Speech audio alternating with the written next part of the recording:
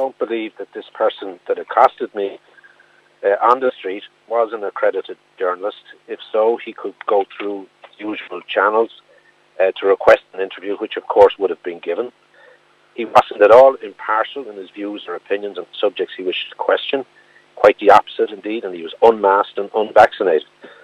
I do believe, of course, the public are entitled and do question their public representatives on a regular basis. I was on an errand on that occasion. I was going to buy a book as a Christmas present, to be quite honest. I politely declined initially, but that, of course, wasn't shown in the clip because these guys, as one of your viewer or your callers have said, are interested in drama. They're interested in a unique occasion when they might catch the likes of me off guard. They might catch the likes of me not being as restrained as I should have, and I apologise for that.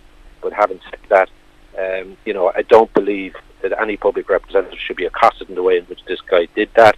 People today, in these pandemic times, unfortunately, can meet with me by appointment at my office, because I think that's the way it should be, for the safety of my own staff and others who may wish to visit the office to meet with me.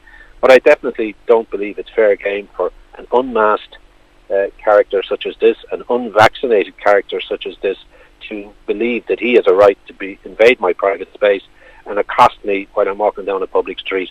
I'm more than willing, and have been elected on 6 or 7 occasions, to engage with people, and I don't believe I would be re-elected if that were not the case. And that's as it should be, and that's the democracy I espouse to, and that I seek to represent my people within in the way in which I think is best served in the circumstances that I've mentioned. What did he say that rubbed you the wrong way?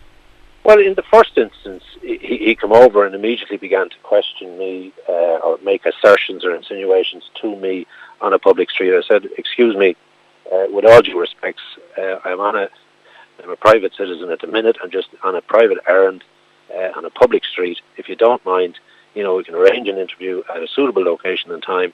If that's not, if I can't do it otherwise. And he continued to harass and harangue, and I, unfortunately, as I alluded to, let myself down in responding in the way in which that I did. Tell me lies, tell me sweet little lies. Here, we talk this Come on.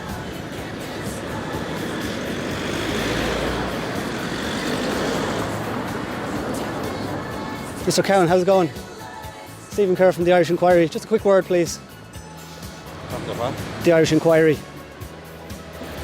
That vote that passed, was it to do with the detention of anyone suspected of having COVID? Did you vote on that? Was it today or last night that vote was? Huh? You're not familiar with it? It's the health preservation and protection and other emergency measures. You're busy and you're not... I'm not interested in talking to you about it, alright? Barry Cowan is busy. I'm not interested in talking to you. You can print that, write that, do what you like with it.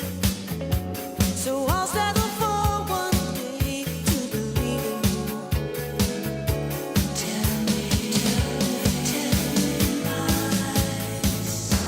Tell me lies, tell me sweet little lies. I support the provision of vaccination certs to enter into indoor gatherings.